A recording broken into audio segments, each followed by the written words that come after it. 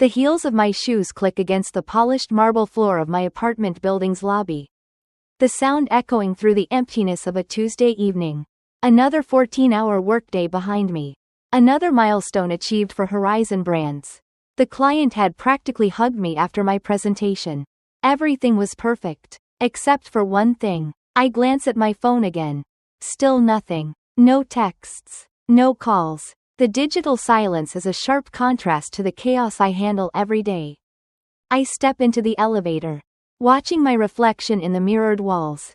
Quinn Edwards, 32 years old.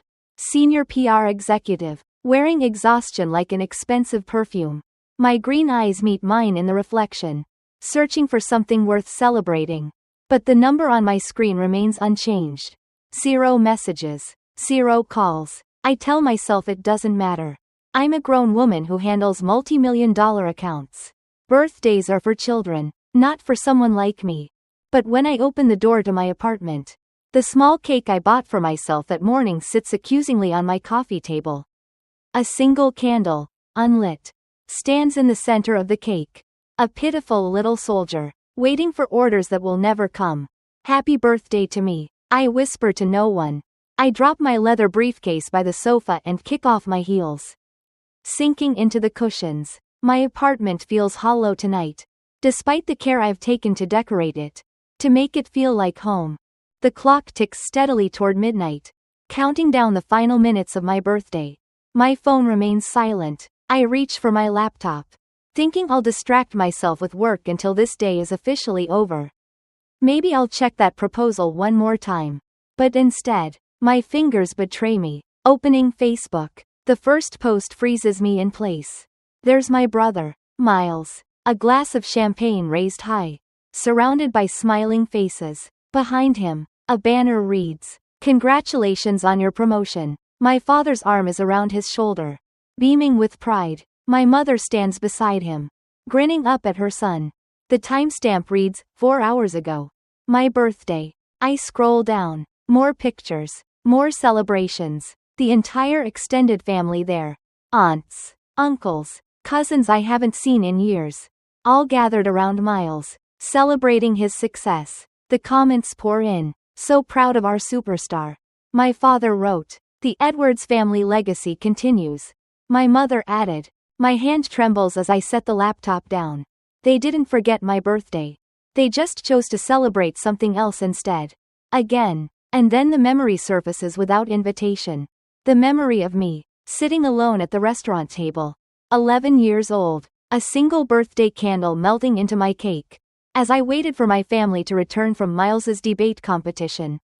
They promised they'd be back in time. They weren't. Then at 17, I was shipped off to Grandma's house for my birthday weekend while my parents toured Yale with Miles. It's his future, Quinn, Dad had explained, not quite meeting my eyes. My college graduation overshadowed by Miles's engagement announcement at what was supposed to be my celebration dinner. The conversation quickly shifted from my summa cum laude honors to wedding venues and guest lists. Just last month, my father dismissed the Horizon campaign that had increased client revenue by 41%. "It's just advertising, Quinn," he'd said, glancing at his watch. "Not like Miles's work in finance. That's the real impact." I pick up my phone and scroll through my contacts. Family names blur together. People who've never once called to ask about my accomplishments, my struggles, my life. An email notification pops up on my screen. I open it without thinking. It's my performance bonus for the Horizon campaign. $82. My phone rings, startling me. My mother's name flashes on the screen. For one foolish moment, hope flutters in my chest. "Hello?" I answer, hating the eagerness in my voice. "Quinn, darling." My mother's voice bubbles through the speaker. "I'm so glad I caught you. Listen, we're planning a little something for Miles and Jessica's anniversary next month. And I was hoping you could help out. Nothing major, just handling the catering and maybe the decorations. You're so good at that sort of thing." The clock strikes midnight. My birthday is officially over. "Mom," I say, my voice trembling. "Today was my birthday." There's a pause. "Oh." She sounds genuinely surprised. "Oh, honey, with Miles's big promotion. It just slipped our mind. Slipped their mind. Like always. I stare at the email still open on my laptop. $82. More money than I've ever had at once. And for the first time, I feel something shift inside me. Like tectonic plates sliding into a new formation. My voice steadies. Don't worry about it, Mom. I understand what's important to this family. And for the first time, I truly do. 4 days later, I sit at my desk in the sleek Horizon Brands office. Fingers hovering over the keyboard. The group chat that I'm not supposed to be part of, but thanks to my mother's accidental invitation, is still open on my screen. Messages are sprawled across it like a crime scene, each one more damning than the last. Quinn should contribute significantly to Miles' anniversary gift. My father had written, at least $20. My mother's reply follows, she just got that bonus. Time she supports the family for once. The words sit there like daggers. My own mother, using my success as leverage to pull more from me. My name, spelled wrong, just like always, sits in the family thread. Quinn, with a single N. A mistake, or perhaps just another subtle way of erasing me from the narrative. I lean back in my chair, feeling the weight of it all. The success I'd built at work. The $82 bonus I'd earned. And yet, it feels like it doesn't matter. All they care about is the money I can contribute. All they care about is Miles and the life they've built for him. I stare at my phone. The notifications buzzing relentlessly. Calls, messages, all of them from Miles. Each one more urgent than the last. What is this? I mutter under my breath. Another favor to ask? Jennifer, my colleague and friend, notices the tension in my face. She stops by my desk. Her dark curls bouncing with her steps. Everything okay? She asks. Sensing something is off, I turn the laptop to face her. Miles used our contacts at Regentech. Didn't even ask me first. Pulled their marketing director into a meeting for his investment firm. All without a single word to me. Jennifer raises her eyebrows. What a jerk. I try to shrug it off. But the bitterness surges up again. And now they expect me to contribute $20 to his anniversary celebration. Can you believe that? Jennifer's eyes narrow. Are you kidding me? That's insane. Apparently. It's time I support the family for once. I say, the words sour in my mouth. Jennifer's frown deepens as she scans the emails on my screen. That's messed up, Quinn. They're using you. And you've got to draw the line somewhere. I know, I say, my voice steady, but inside, my blood is boiling. But I've been so conditioned to say yes. To keep the peace. Jennifer leans against my desk. Well, forget peace for a minute. You've been busting your ass. This is your time, Quinn. Her words resonate deeply. This is my time. For so long, I've put my family's needs first. Sacrificed my happiness for their approval. But for the first time, I'm realizing that my success, my happiness, my choices are mine to make. I don't need their validation anymore. Just as I'm about to close my laptop, Lawrence Chen, CEO of Horizon PR, walks in. His sharp charcoal suit and confident demeanor demand attention. And I can't help but feel a glimmer of pride that someone in my professional world values me. Quinn, the Westfield campaign numbers just came in, he says, sliding a folder across my desk. 41% increase in their quarterly revenue. The board is ecstatic. This is why I fought for your bonus. You've earned every penny. I smile at him, feeling a surge of pride. This is real recognition. This is what matters. As Lawrence leaves, Jennifer squeezes my shoulder. See? At least someone appreciates you.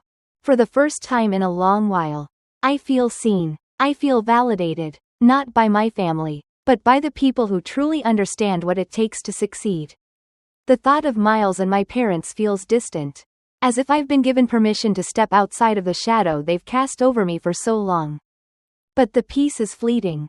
Later that afternoon, I finally answer Miles' call, keeping my voice calm despite the storm of emotions swirling within me. Hey, Quinn, Miles says, his voice a little too casual. I need a favor. Regentech's CMO is coming to dinner tomorrow night. It's an important potential client for my investment firm. Can you pull some strings for me? I'm counting on you. I swallow hard, feeling the weight of the past pressing down on me. I'll see what I can do. I say, my words non-committal. Miles doesn't notice the edge in my tone. He's too wrapped up in his world. In his narrative. He's always been the star of the show. But not anymore. That evening, I stop by Mrs. Bennett's apartment on the 3rd floor. Her warm smile greeting me as she opens the door. She smells like freshly baked oatmeal cookies. And for a moment, the weight of the world slips away. Right on time, she says, ushering me inside. At 84, Mrs. Bennett moves with the determination of someone half her age. These cookies won't eat themselves. We sit at her small kitchen table. And I tell her about the emails. The $20 they expect me to give. And Miles using my contacts without a second thought.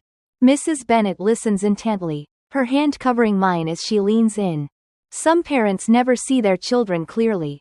She says softly, too busy looking at their own reflection.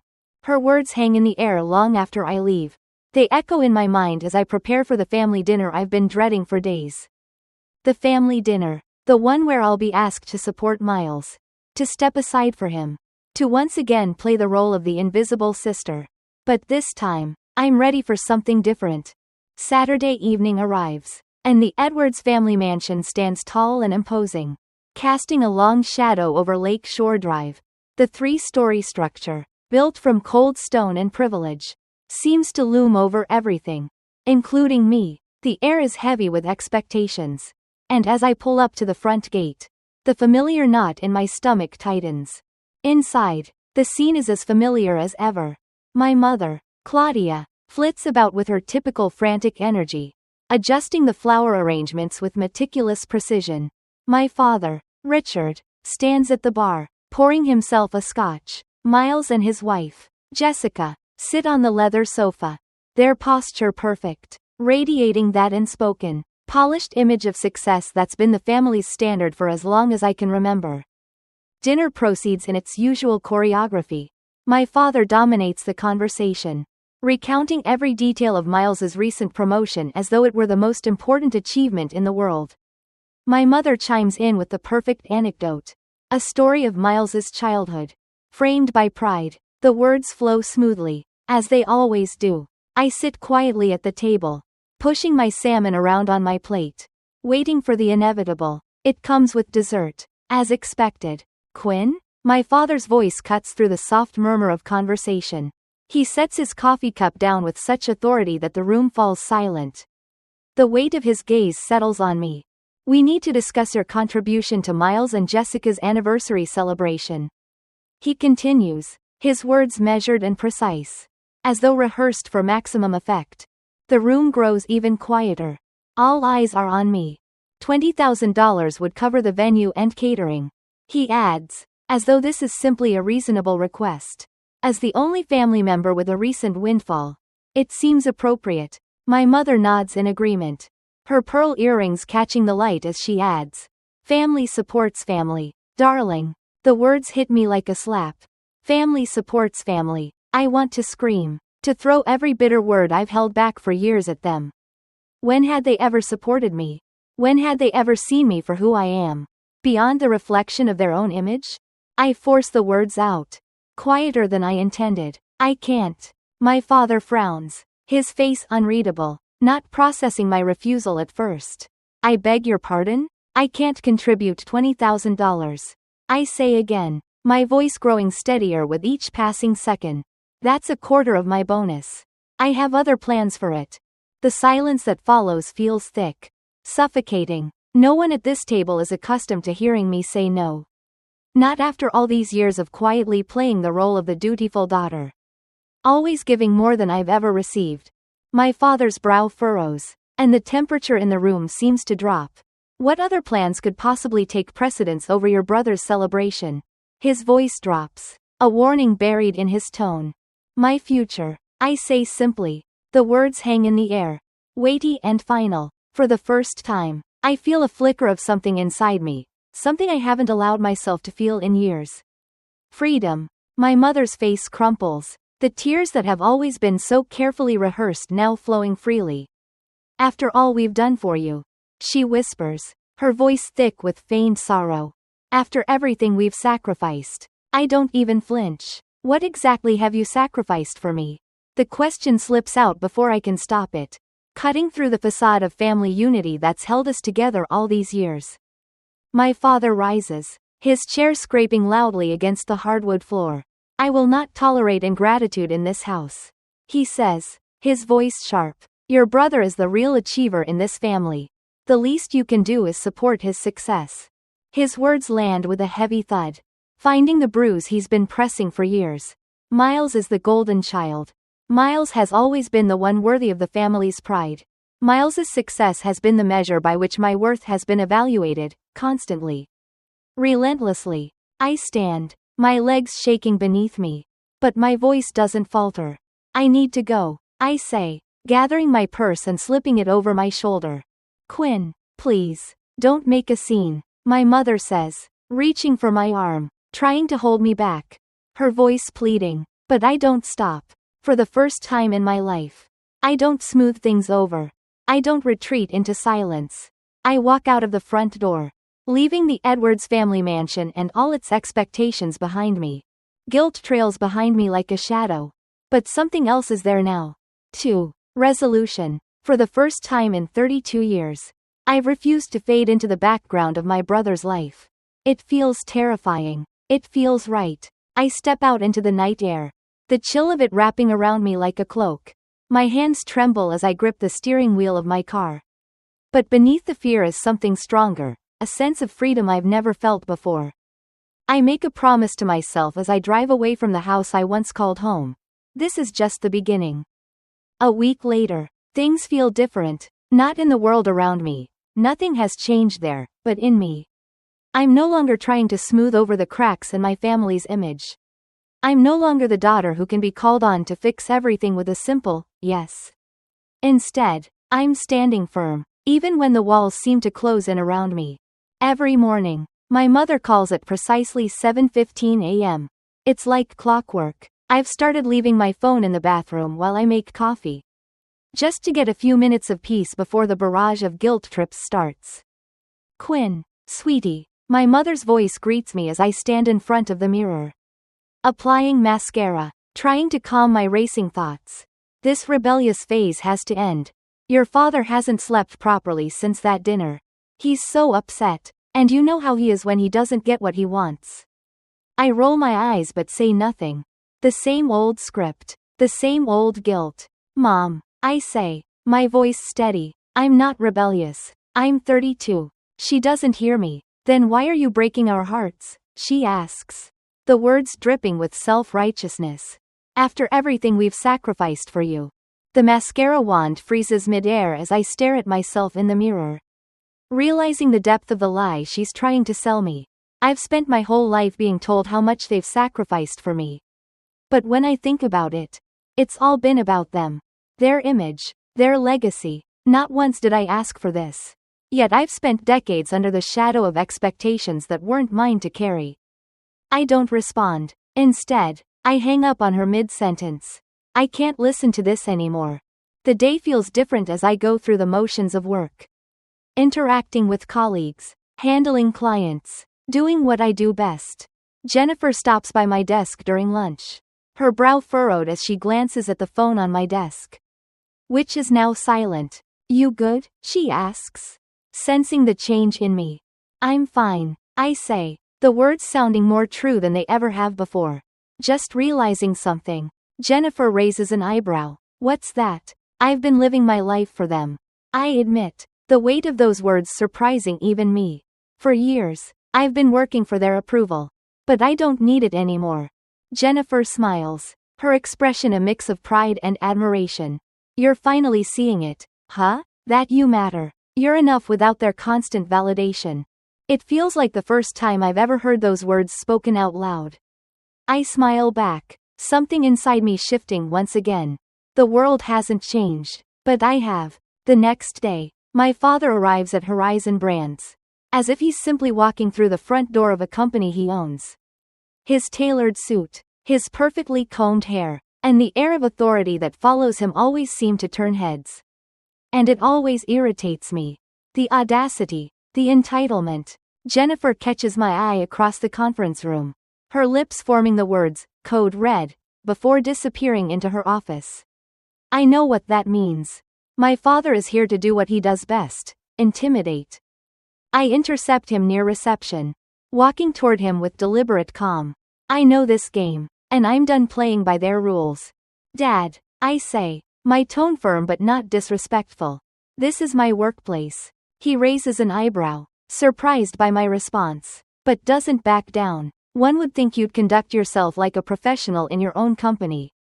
He retorts, his voice oozing condescension. I bite back the words I want to say, the ones that would expose everything about how I've felt for years.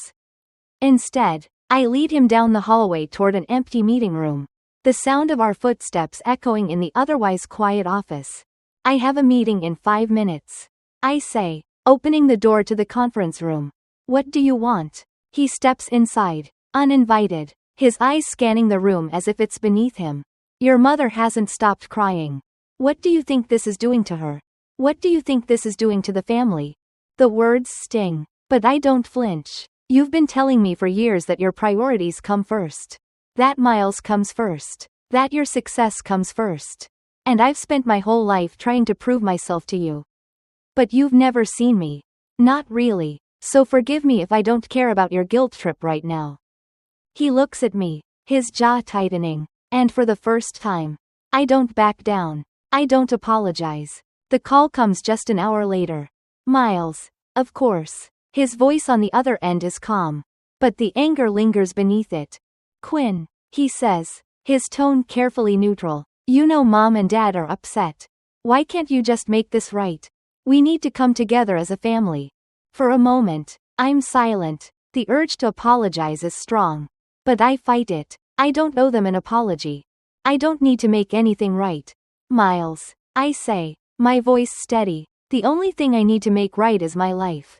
And for the first time, I'm doing it for me. The line goes quiet for a long time. And I almost expect him to snap at me. To tell me I'm selfish. But instead, he sighs. Maybe you're right, he says, the words surprising me. Maybe I've been living my life for them too. We both have. I hang up, feeling a strange sense of peace settle over me. And then, a thought. A strange, wild idea. It's time to stop fighting for their approval. It's time to create a life that's mine. Days pass, and I start to feel the walls of my old life crumbling around me. Not with the loud crash of a dramatic fall, but in the quiet, steady way that comes when you realize that things are no longer fitting together. Things are shifting, and it's a feeling that is both terrifying and liberating. I take steps to change. Slowly but surely, the phone calls from my family continue. Each one a different variation of the same theme: disappointment, guilt, and expectation. My mother calls daily, her voice a constant hum of urgency and concern. But I've started to ignore the calls. They no longer control me. At work, everything has been moving smoothly. My performance is undeniable, and my recent success with the Westfield campaign continues to be celebrated. Yet, for the first time, I don't crave that external validation as much as I used to. I still appreciate it, of course, but it doesn't define me. What I'm learning now is that my true worth lies in the choices I make for myself. Jennifer notices the change too. One afternoon, she leans over to my desk, her eyes searching mine with a knowing look. You're different, she says, her voice soft but filled with understanding. Not in a bad way. Just different, more grounded, more you. I smile, appreciating her insight. I've been learning to let go of things that don't serve me anymore.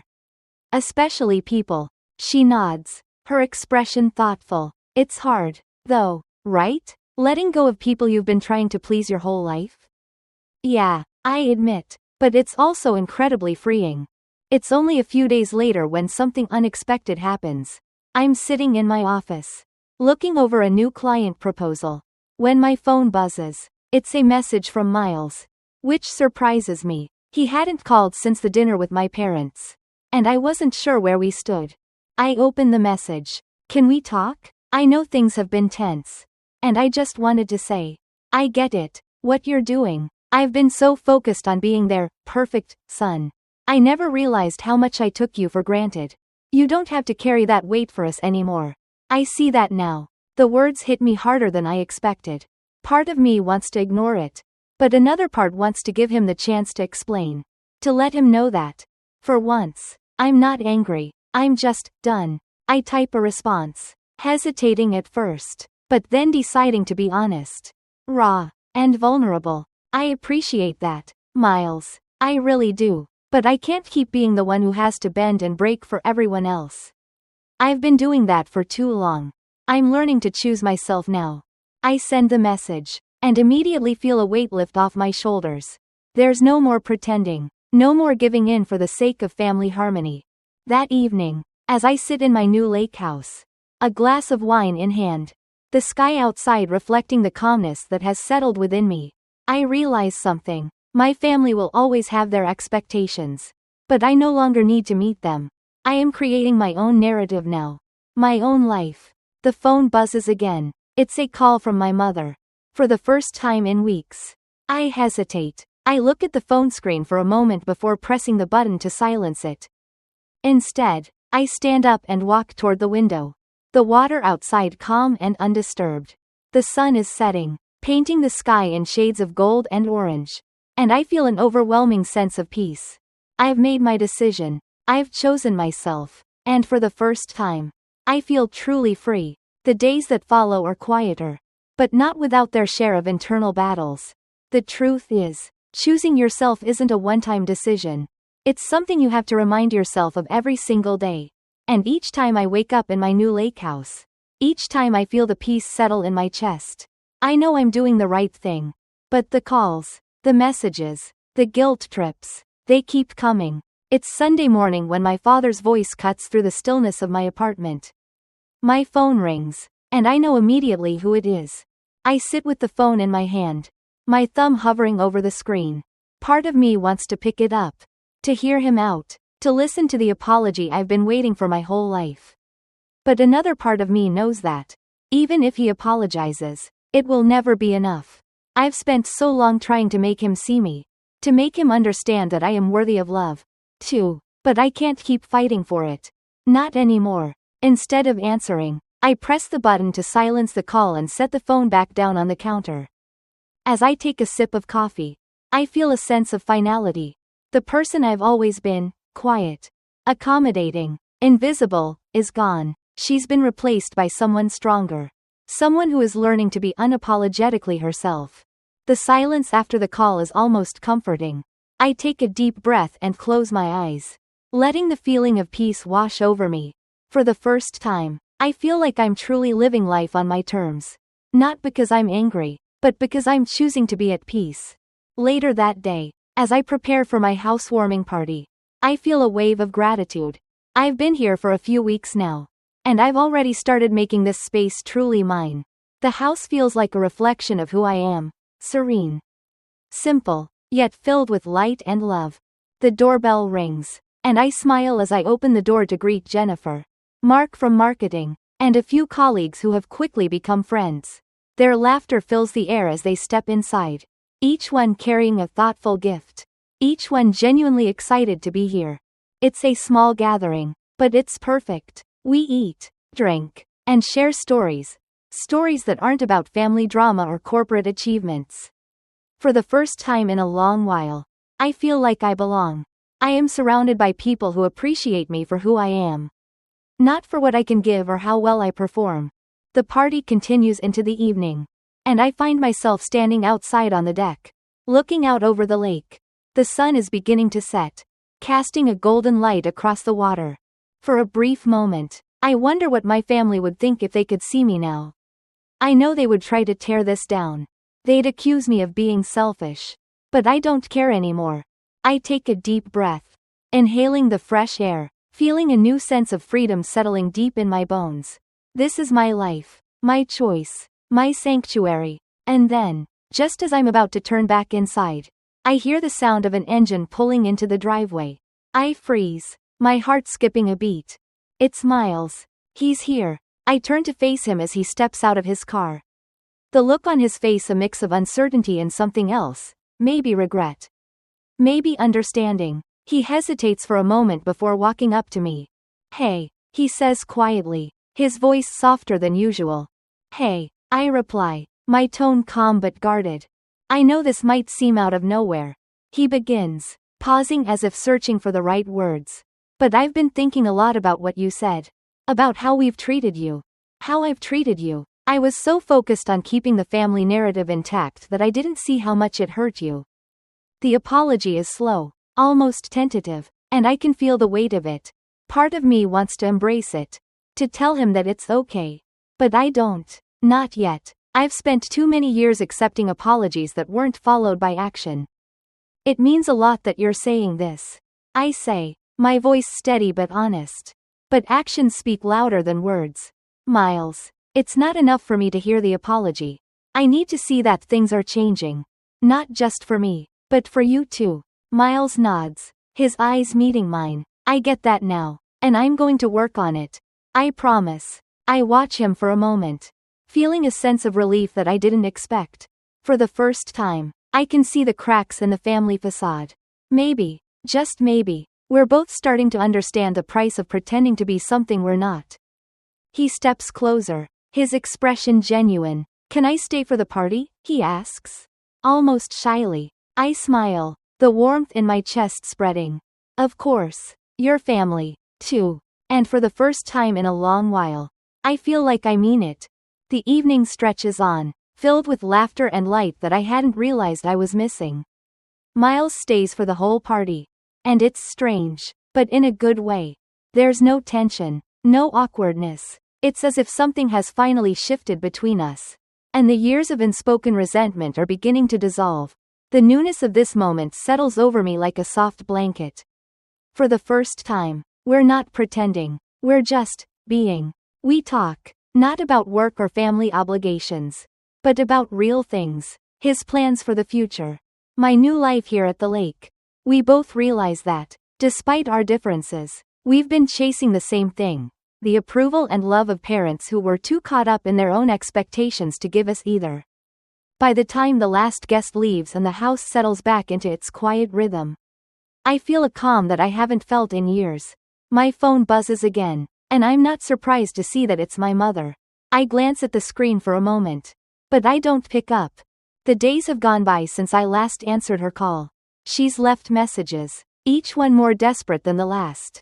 But the truth is, I'm no longer compelled to rush to her side when the familiar guilt starts pulling at my chest.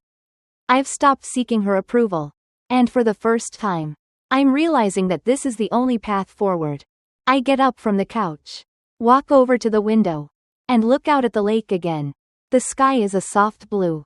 The water calm, stretching out before me like a world full of possibilities. This is my space, my sanctuary. It's been a long time coming. But I've finally found the courage to create a life that's not defined by anyone else's expectations. As the sun begins to set, the colors in the sky turning from golden to rich shades of pink and purple, I hear the faint sound of a knock on the door. My heart skips a beat. And for a brief second, I wonder if it's my family, coming to demand answers, coming to remind me of all the ways I've failed them. But I push that thought aside. I'm not afraid anymore. I open the door to find Jennifer standing there, a bottle of wine in hand and a smile on her face. You've been living the dream, she says with a wink. And I think you owe it to yourself to celebrate it a little more. I smile and let her in, knowing she's right. The journey isn't over, but I've made it this far. And for the first time, I'm ready to truly embrace the woman I'm becoming. The evening passes easily, with just Jennifer and a few close colleagues, each of them bringing something new into my life that's real and genuine. It's a far cry from the hollow gatherings I used to attend, where I was nothing more than a backdrop for family drama. As the night winds down, I look around the room at the people who are truly in my corner, the ones who see me clearly, who appreciate the work I've done, the person I've become. I realize that the family I've chosen, the friends who support me, are all I need. And for the first time, I don't feel like I'm missing anything. The door to my past, the family I've been trying to please for so long, is closing. But I'm okay with that. I'm finally at peace with who I am, with who I've become. The days blend into each other now, flowing with an easy rhythm I hadn't known I needed. I'm no longer scrambling to meet expectations that were never mine to fulfill. Instead, I wake up each morning to a quiet peace. A reminder that I have finally chosen a life of my own design. I spend my weekends at the lake house, making small improvements, adding personal touches to the space that reflect who I am, not who I was supposed to be. My phone still buzzes occasionally with messages from my family, but I've learned to ignore the guilt-laden tones in their texts. My mother, once a constant presence in my life, now only exists as a shadow on the other end of the phone line. I don't need her approval. I don't need their validation anymore. I've learned that my worth isn't tied to what they think of me. One morning, as I'm sitting on the deck with a cup of coffee in hand, watching the sunrise reflect off the water, I hear a familiar engine rumble in the distance. I glance over my shoulder and see a sleek black car pull up to the driveway. Miles. He steps out of the car with a hesitant smile on his face, as though unsure of his welcome. I take a deep breath and push aside any lingering fears. I've come this far. I've built this space for myself.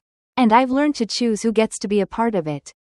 Hey, I greet him, my tone warm but neutral. What brings you out here? He steps closer, holding a small package wrapped in simple brown paper. I wanted to bring this to you in person, he says, looking almost sheepish. It's not much, but I thought it might be a good way to start fresh. I've been thinking about everything, and I realized that there's a lot I never said. I take the package from him, feeling a mix of curiosity and caution. The old part of me wants to rush to open it, to cling to the hope that this will be some grand gesture of reconciliation. But the new part of me, the one who's learning to put herself first, takes a moment to breathe. Go ahead, Miles urges, his eyes sincere. Open it. I slowly tear away the paper and find a framed photo inside. It's a picture of me at about 7 years old, perched on the old tire swing at our family's cabin. I'm laughing, looking at something beyond the camera. Pure joy on my face.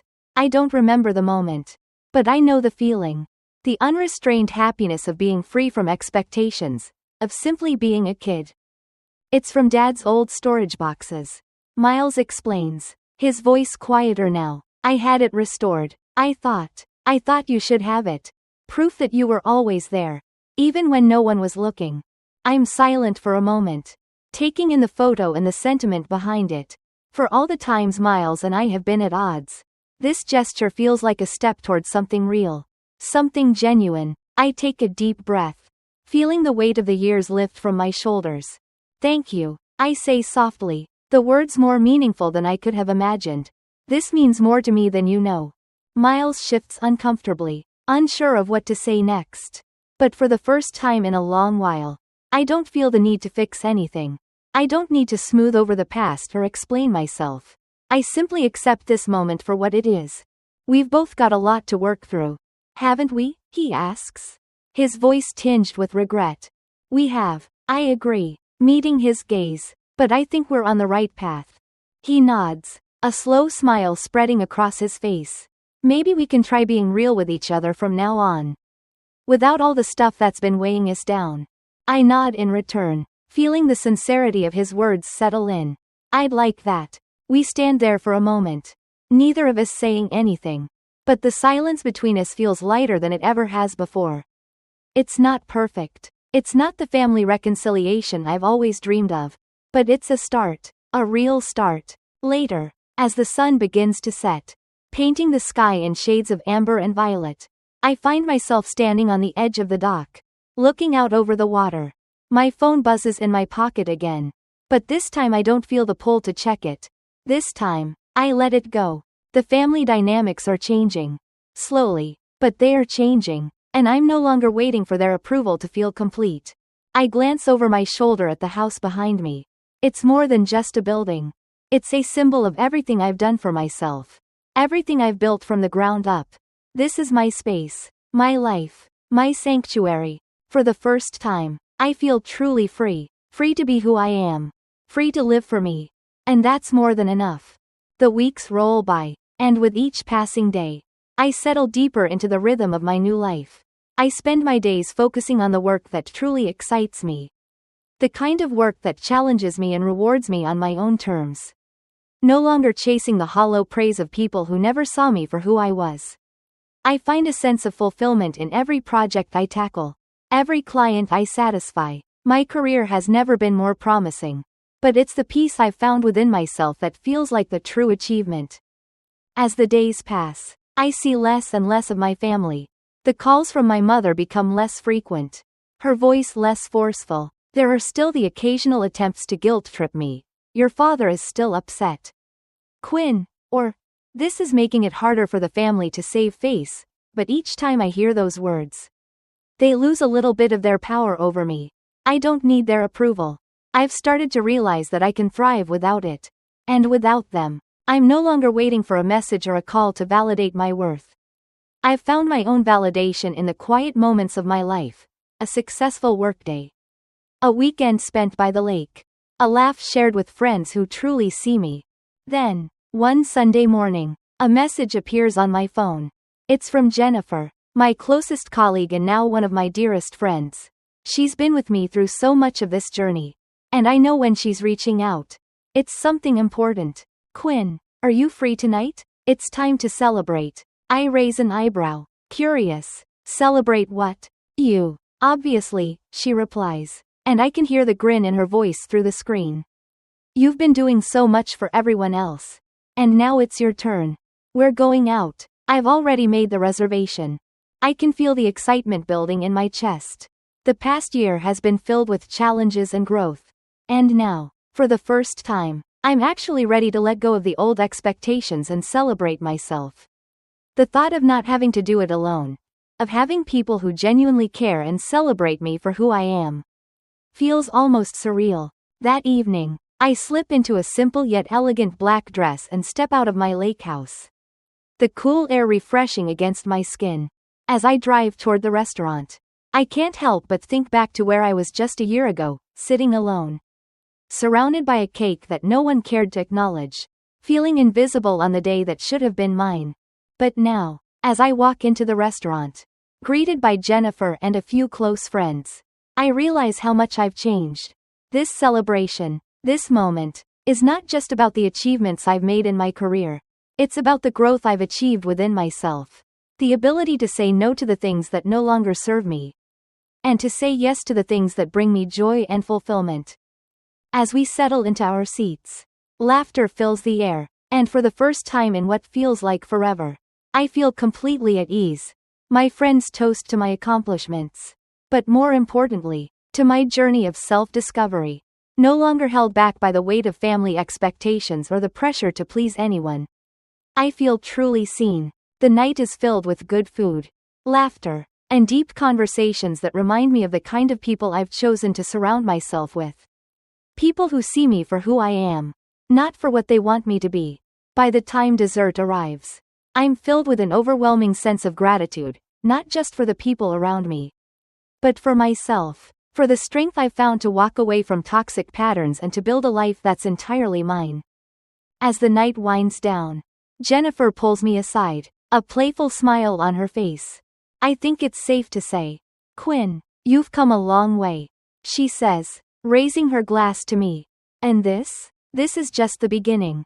I smile back, my heart full. You're right, it is just the beginning. The door to my past may have closed, but the future I've built for myself is just getting started. I don't know what's ahead, but I'm no longer afraid of it. As I drive back to the lake house, the stars twinkle brightly above me, casting their soft glow over the water. The house I've made my own stands quiet against the backdrop of the night, a beacon of independence and peace. This is my sanctuary. This is my home. And for the first time in my life, I know that I am exactly where I'm supposed to be.